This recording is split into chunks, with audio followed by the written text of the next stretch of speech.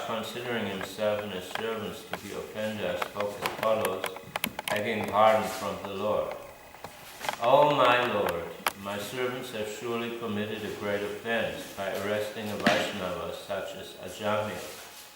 O Narayan, O Supreme and Oldest Person, please forgive us. Because of our ignorance, we failed to recognize Ajamil as the servant of your Lordship, and thus we have certainly committed a great offense. Therefore, with folded hands, we beg your pardon. My Lord, since you are supremely merciful and are always full of good qualities, please pardon us. We offer our respectful obeisances unto you. Purport: Lord Ramaraj took upon himself the responsibility for the offenses committed by his servant. If the servant of an establishment makes a mistake, the establishment takes responsibility for it. Although Yamaraj is above offenses, the servants, practically with his permission, went to arrest Ajamil, which was a great offense. The Nyasa Shastra confirms, Britya Parade Swamino Dandaha. If a servant makes a mistake, the master is punishable, because he is responsible for the offense. Taking this seriously, Yamaraj, along with the servants, prayed with folded hands to be excused by the Supreme Personality of Godhead, Narayan. Srila Prabhupada ki Jai. So here the great pure devotee, Lord Yamaraj,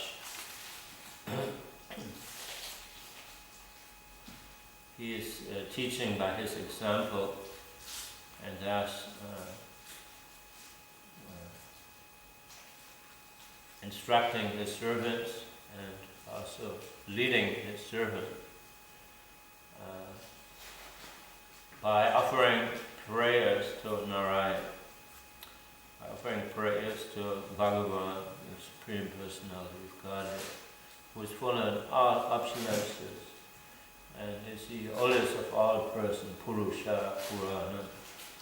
Just like it is mentioned in the Brahma Samhita, Advaita Machutam Anadim Ananta Rupam.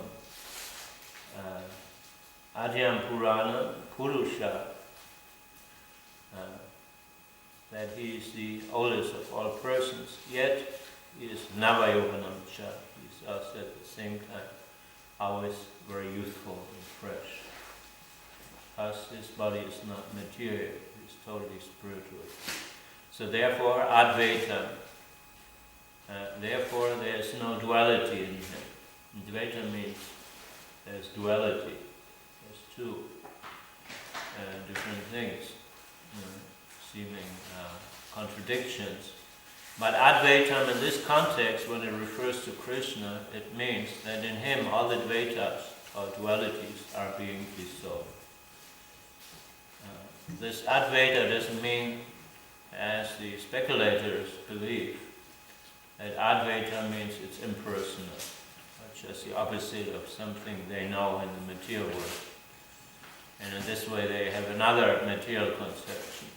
Just by studying things in the material world, if you come to the opposite conclusion, you're still in the Dvaita. So although they think they are Advaita, they're actually Dvaita, because they are on the dualistic platform of mundane speculation. You got this point? That they think that Advaita, freedom of duality, means that by watching something material you come to the opposite conclusion, then this is spiritual. But this is still material, because it's just the opposite of your material, limited, materialistic perception. So from a limited materialistic perception, you cannot conclude something spiritual. But spiritual is self-relevant and is totally independent of your materialistic conception and your materialistic impression and your materialistic so-called logic also, which is failing you constantly. Therefore it is simply word jugglery. It's just by words just like we say in German, I don't know if you have that paper is patient, we say in Germany. Paper is very patient, because you can write anything on paper and solve all the problems on paper in a theoretical way. But practically that doesn't mean any problem is really solved. Just like sometimes we have meetings and on paper we have big plans and everything. We make millions, but then when we come out there, it may not always work. It may only be on paper. It's the same thing, they think that Advaitam, because here Advaitam is something imperfect, that when we see variety, or we see there's two different principles, and usually we think that is all we know. When there's variety in our perception, then usually, or there's form, or there's two different things, then usually it's imperfect. Just like here, the duality of heat and cold, that is usually imperfect. Mostly it's either too cold or too warm or whatever. Or it's too rainy or too sunny or whatever, too young and too old. Too late, or too early, whatever. This means duality. And therefore they think if there's any such duality in the absolute truth, then it's imperfect.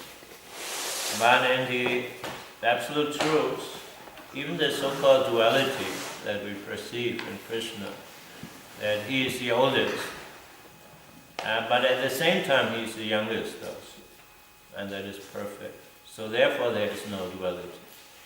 Normally you can only have one of them. In the material world also duality means either you can have one or the other. Either you are the oldest or you are the youngest, but how you can be both, that is not possible. Or you can be in Copenhagen and you can be in Munich, but you cannot be in both places at the same time.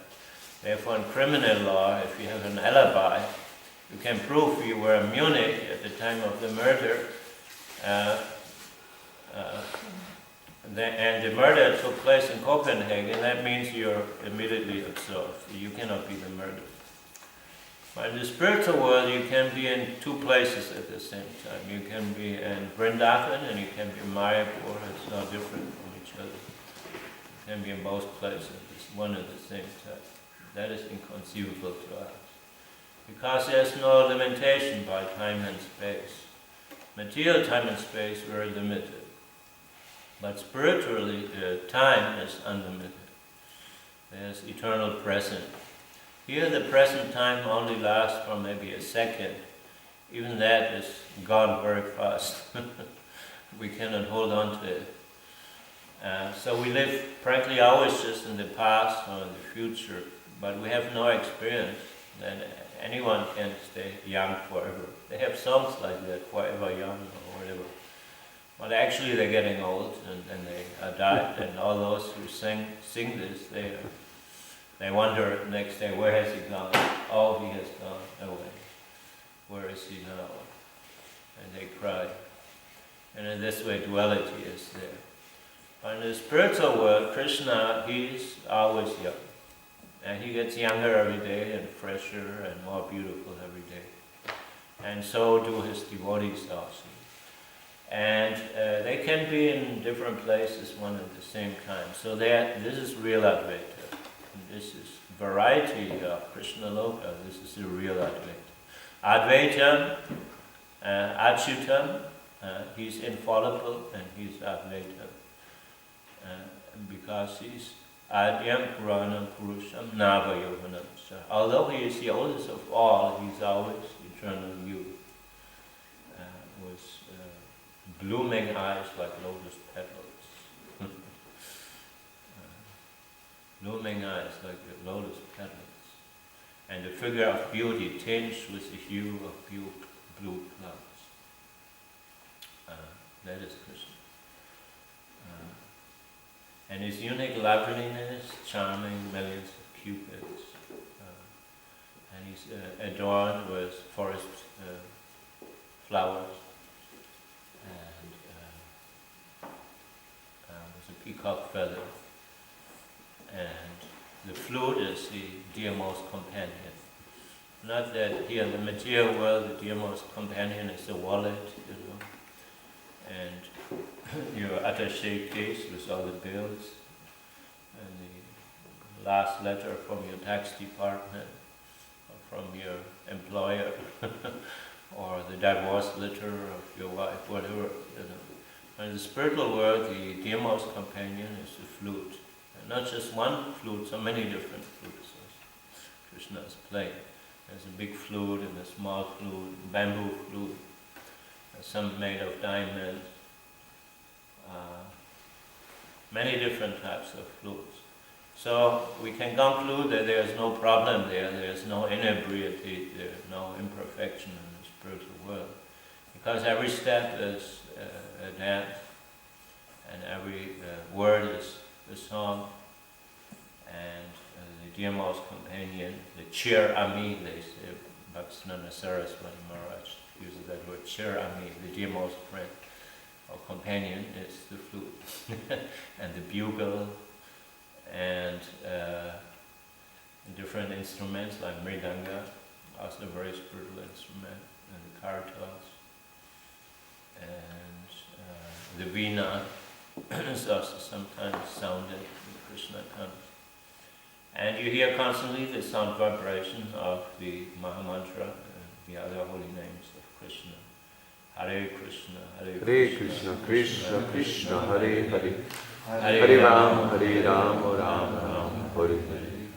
So here, Yamaraj is instructing his followers who were surprised that they could not arrest Ajamil, although he had so many defects. Because he was chanting the name Narayan, he was considered Vaishnava. And it was proven by the fact that when the Yamadutas wanted to punish him, immediately the other Vaishnavas came, Vishnu Dutas, followers of Vishnu, that means Vaishnava, and they protected him. So devotees always protect each other. And we are protected by the great devotees, the great acharyas, and their teachings.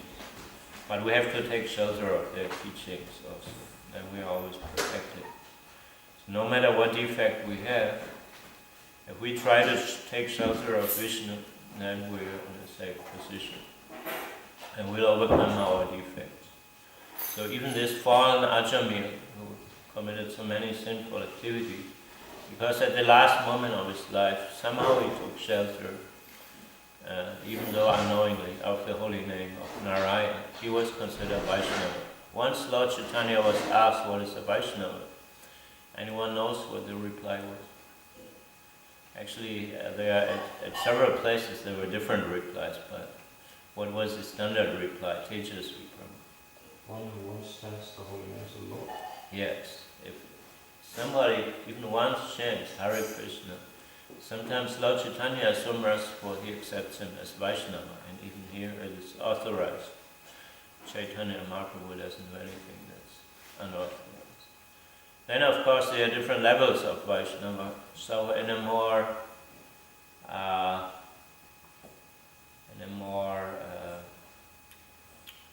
focused or more defined sense, what is a Vaishnava? There was also another reply.